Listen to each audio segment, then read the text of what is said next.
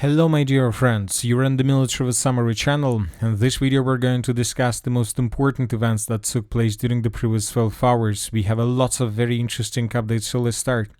And first we're going to talk about the third round of talks between the Russian Federation and Ukraine that took place yesterday on the territory of Istanbul. According to information we have, those talks took just 40 minutes. Those were the shortest talks in this during this negotiation process between the Russian Federation and Ukraine. And let's discuss the key statements. Vladimir Medinsky, all humanitarian agreements of the second round of negotiations between Russia and Ukraine have been fulfilled. Key points. The third round of negotiations has ended. The Russian Federation has stated that all agreements on humanitarian tracks from previous rounds have been fulfilled. The Russian Federation and Ukraine are currently completing the exchange of 250 prisoners of war from each side. Moscow has proposed Kiev to form 3 working groups that will work online, Medinsky said. These will be groups on political, humanitarian and military issues. Ukraine has agreed to consider this proposal. Russia has once again proposed that Ukraine consider the possibility of declaring short ceasefires on the contact line for 24-48 hours so that the dead and wounded can be collected. The Russian Federation has returned more than 7,000 bodies of Ukraine armored soldiers to Ukraine and received a small number of its own. Russia has offered Kiev to transfer another 3,000 bodies of deceased Ukrainian servicemen. Another important statement, a possible meeting between Putin and Zelensky should be deeply prepared. Moscow convened this position to Kiev, Medinsky said, answering questions from reporters. The meeting of the leaders of Russia and Ukraine should put an end to it, Vladimir Medinsky said. He added that for the meeting of the leaders of Russia and Ukraine, it is necessary to work out the terms of the agreement and understand what to discuss at this meeting. So the Russians are saying that Putin will meet Zelensky just with the purpose to sign a capitulation from the Ukrainian side. Now let's return back to Ukraine. We have a lot of very interesting updates. The protests continue in Ukraine. We have additional videos during the previous 12 hours. For example, this is the video from the city of Kiev. As we can see today, we have more people in Ukraine. More people came to the streets to protest against Zelensky and his authorities and Ukrainian authorities. So this is another picture from the city of Kiev, and this is another picture, another video. So let's compare the videos between the dates. For example, this is the situation with protests yesterday on the end of the 23rd of July of 2025. So on the end of the 22nd of July of 2025, the square was filled with people. And this is the video by the end of the 23rd of July. We see that that's probably 3 or 4 times more people came to the streets. We believe that today the Ukrainians will continue their protests, and we expect that today we're going to receive 2 times more people in comparison with the previous days. So according to official information, according to the police, at least 40,000 people took the streets of Kiev yesterday and today. So a lot of people and more people are joining this process. Furthermore, we had the protests not just on the territory of the city of Kiev, we had protests on the territory of the city of Lvov. Several more thousand came there on the streets with the purpose to blame Zelensky in all problems the Ukrainians currently have. Furthermore, we had protests on the territory of the city of Odessa, Dnipro, and many more towns and settlements over the entire territory of Ukraine.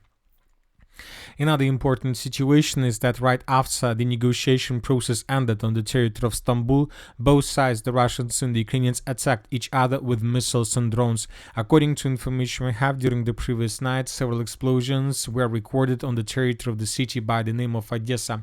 The Russians attacked the city with drones and missiles, most likely. Several warehouses, ammo depots were destroyed. Furthermore, according to information we have, the Russians attacked port infrastructure of Ukraine.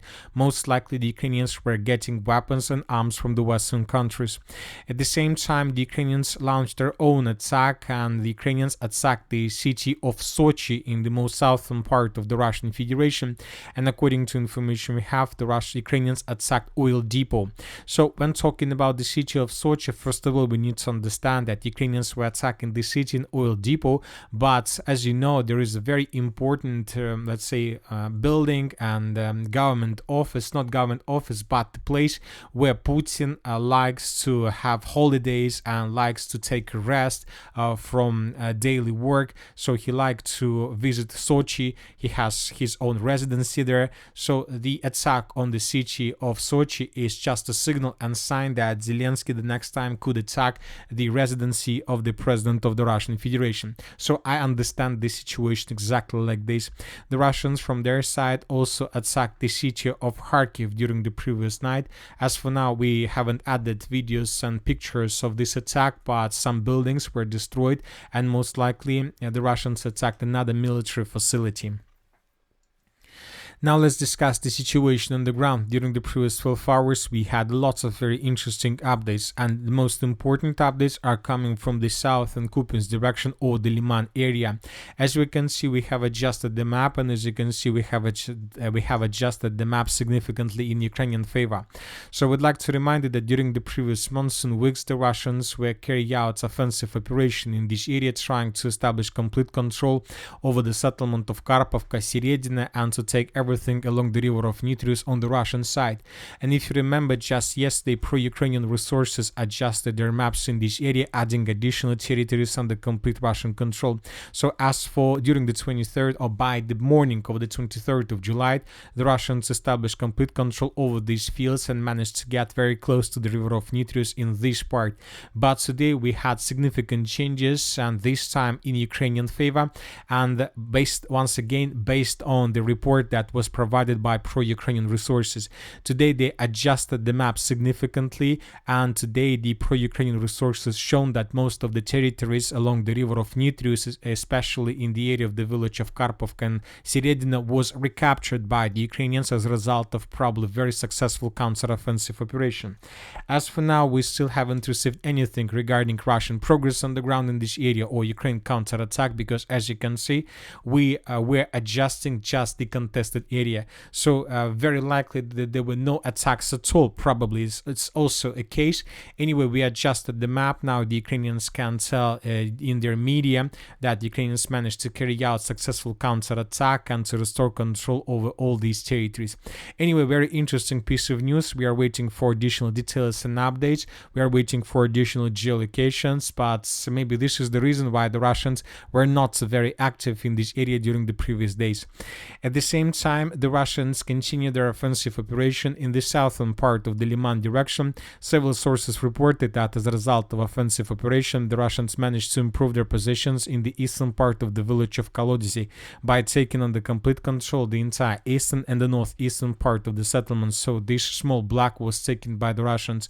Furthermore, we continue receiving updates and details about the situation in the area of the settlement of Tarskoye. The Russians resumed their offensive operation in this region. I would like to remind you that several weeks or months ago, the Minister of Defense of the Russian Federation reported that the village of Tarskoye was already taken by the Russians, but later the Ukrainians counter-attacked and forced the Russians to fall back, and now we see that the Russians, after short regrouping, began another offensive operation, but most likely this time the Russians will try to establish complete control over the settlement. Furthermore, the Russians most likely will try to cross the river of Zhiribets with the purpose to establish complete control over the settlement of Zarechne. So as you can see, the Russians are trying to attack in this area towards the settlement of Zarechne, and the Russians are trying to take under control the village of Kolodisi. So the Russians, summarizing everything, are trying to improve their positions, let's say in the eastern and the southeastern flanks of the Lyman direction, so to take under control these territories, while the Ukrainians are trying to counterattack the Russians in the northwestern flank of the same area. So there are very heavy clashes right now, and we see that both the Russians and the Ukrainians have initiative in their hands on their own directions. Now let's move further and let's discuss the situation in the Konstantinovka direction. The most important video is coming from the area of the settlement of Sherbinovka. As you can see, according to the map, the Russians established complete control over this territory. I would like to remind you that just yesterday, neutral mappers reported that the Russians secured the southern part of the village, and we came to the conclusion that most likely during the next 24 hours the Russians will finish the battle for this area. And today we got additional changes on the ground, and according to them, by the morning of the 21st of July of 2025, the Russians secured the southern part and the central part of Sherbinovka.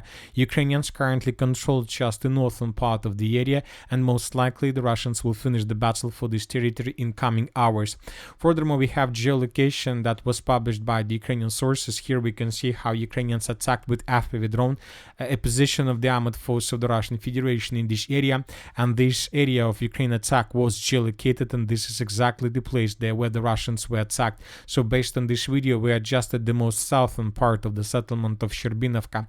So we still keep this southern, the central parts as a contested area, but we expect that either the Minister of Defense of the Russian Federation these days will confirm this information, or we're going to receive additional videos. Based on them, we will adjust the map completely in Russian favor.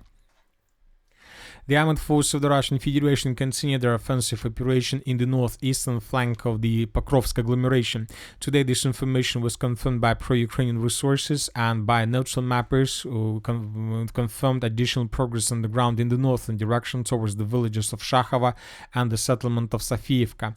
So when talking about Shakhova, currently there are very heavy clashes in this area, and I would like to remind you that just yesterday, several sources, mainly pro-Russian resources, reported that the Russians answered the southeastern part of the village, and that currently there are very heavy clashes and the Russians are about to complete battle for this territory.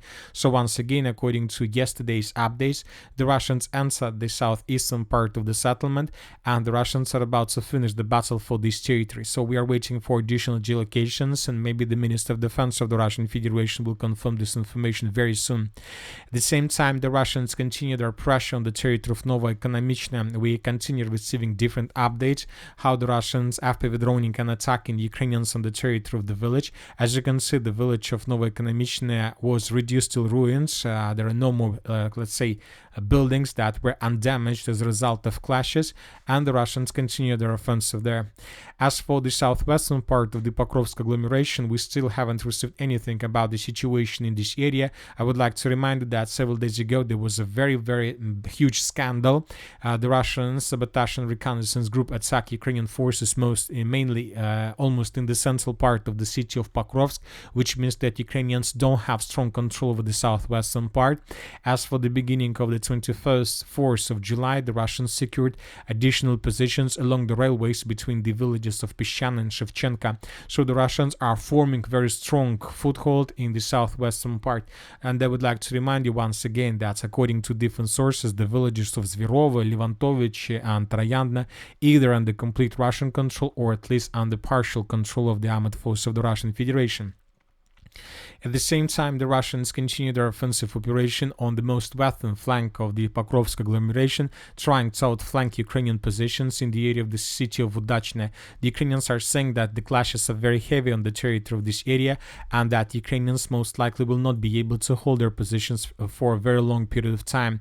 The Ukrainians are saying that soon the Ukrainian defenders who are at the mine will come into direct fire contact with the Russian armed forces. So the Ukrainians are saying that the Russians can get to this mine very, very soon in coming days. We are talking about the mine of Pokrovsk, and most likely the Russians will try to establish complete control over this territory because control over the mine will allow the Russians to answer operational space with a further purpose to move further in the direction of M30 road and the settlements of Grishina and Sergeyevka. This will allow the Russians to cut the city of Pokrovsk from the northwest and from supplying support from the mainland.